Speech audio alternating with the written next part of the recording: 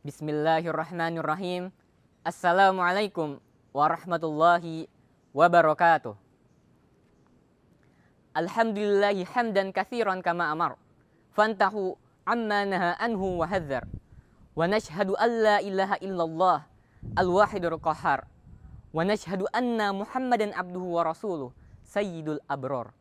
Fa salawatullahi wa salamuhu wa ala alihi wa sahbihi wa man tabi'a hudahu ila yaumil ba'tsi wan nusyur. Amma ba'du. Saudara-saudara Islamiyah yang seiman, semoga kita semua senantiasa berada di dalam naungan ridho, cinta, dan kasih sayang dari Allah Subhanahu wa taala. Sebelum mulai, izin pantun dikit, 2 baris saja. Ikan hiu berangkat ke sekolah, mari sama-sama kita awali dengan kata basmalah. Bismillahirrahmanirrahim. Kaum muslimin muslimat rahimahumullah. Di bulan suci Ramadan ini, saya izinkan untuk memperkenalkan diri, yaitu Wahyu Raffi Hamdani selaku perwakilan dari angkatan 28 Kalastra, yang insya Allah akan membawakan tema pada video kali ini, yaitu Permata dan Sang Penjaga, yang insya Allah relate sama kehidupan kita sebagai anak remaja. Kemudian disclaimer dikit, di sini Mubalik tidak ada niatan untuk menggurui sama sekali, tapi hanya sekedar mengingatkan, terutama kepada para hadirin yang masih remaja, kita semua sebagai sesama siswa masih saling belajar. Kata pertama adalah kata permata. Apa sih kalimat pertama atau pendapat yang pertama kali terlintas di dalam pikiran kita ketika mendengar kata permata? Mungkin sesuatu yang indah, adalah sesuatu yang begitu berharga dan saking istimewanya tidak sembarangan orang boleh nyentuh. Rasulullah Shallallahu Alaihi Wasallam telah bersabda dalam sebuah hadis yang diriwayatkan oleh hadis riwayat Muslim. Rasulullah Shallallahu Alaihi Wasallam bersabda, "Ad-dunya mata', dunia itu adalah perhiasan. Wa khairu mata'id dunya, dan sebaik-baik perhiasan yang ada di dunia, al-mar'atu sholihah, perempuan yang solehah." Tampil cantik dan menawan sudah menjadi fitrah untuk para kaum perempuan. Bahkan di dalam syariat agama Islam pun, perhiasan adalah sesuatu yang halal untuk digunakan oleh perempuan. Namun, ada sebagian perhiasan yang itu lebih dibandingkan perhiasan yang lain, lebih istimewa, yaitu rasa malu. Rasulullah Shallallahu Alaihi Wasallam bersabda di dalam hadis riwayat Tirmizi yang artinya, tidak ada sifat keji yang melekat pada sesuatu kecuali itu akan memperburuknya. Dan tidak ada rasa malu yang melekat pada sesuatu kecuali itu akan menghiasinya. Namun sayang, sebagian dari banyak perempuan banyak yang tidak sadar tentang betapa berharganya diri mereka, tentang betapa Islam telah menjadikan perempuan sebagai permata yang begitu indah. Tetapi mereka malah mengabaikan kehormatan dan rasa malu itu. Teman-teman akhwat fillah, inilah alasan mengapa banyak sekali peraturan yang mengikat kalian. Mulai dari jilbab yang harus menutupi bahu, harus selalu memakai ciput, harus selalu memakai kaos kaki yang panjang, suara tidak boleh terlalu keras, dan lain-lain. Peraturan ini juga kalau dibaca ngebosenin, tapi ketika kita berusaha memahaminya dengan mendalam, itu akan sangat bermakna. Coba ubah mindset kalian yang awalnya ngejalanin semua ini hanya sekedar untuk menjalankan sebuah peraturan, menjadi sebuah ikhtiar di jalan Allah untuk menjaga permata indah yang ada di diri dalam kalian itu. Insya Allah, jalan kalian dalam menempuh ini akan dipermudah dan akan menjadi lebih ringan oleh Allah Subhanahu wa taala. Kemudian lanjut ke kata yang kedua, yaitu sang penjaga. Para hadirin sekalian, kita semua sebagai laki-laki akan menjadi pemimpin di masa depan. Setidaknya di level keluarga. Allah Subhanahu wa taala telah berfirman di dalam Quran surah An-Nisa ayat 34. A'udzu billahi minasyaitonir rajim.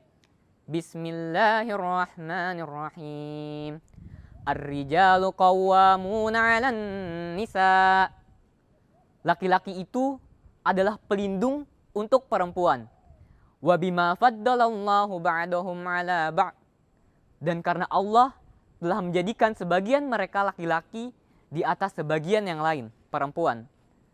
wa bima anfaqu min amwalihim, dan karena mereka laki-laki telah memberikan nafkah dari hartanya. Berdasarkan tafsir dari Kementerian Agama Republik Indonesia, maksud dari ayat ini adalah laki-laki itu adalah pelindung, penjaga, pemelihara, pemberi nafkah, dan bertanggung jawab penuh terhadap perempuan, yaitu istri dan mereka yang berada di dalam keluarganya. Loh, bukannya itu ayat untuk suami istri? Iya memang, tapi sebagai seorang remaja, di dalam ayat itu, di dalam tafsir ayat itu, terdapat kata bertanggung jawab.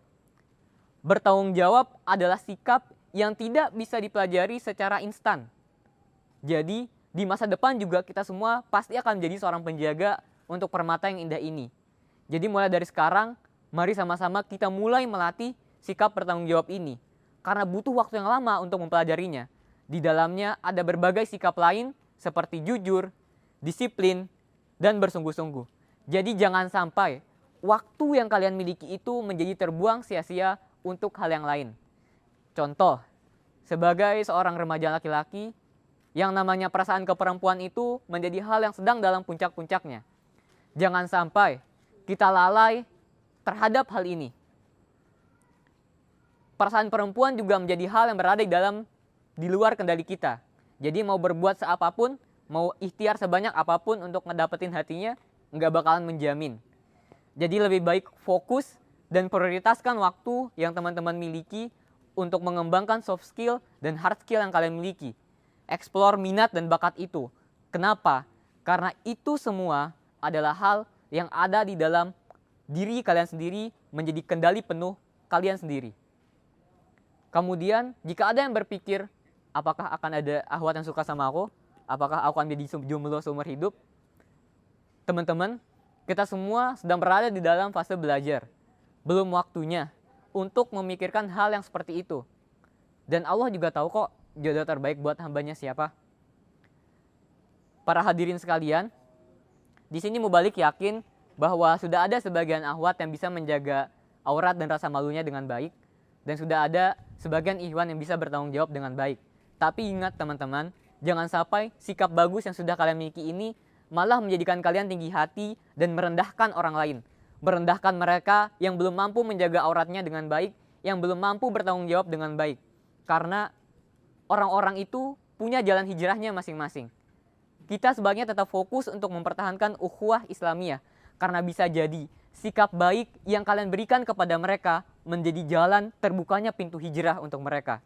Begitu juga dengan teman-teman non-muslim. Jangan sampai kita malah merendahkan mereka hanya karena berbeda keyakinan. Karena kita dan mereka tetap merupakan saudara di dalam kemanusiaan atau humanity. Kaum muslimin muslimat rahimahumullah. Di sini Mubalik juga yakin bahwa materi ini tuh sudah sering terdengar di dalam pikiran kita, sering lewat di dalam pikiran kita.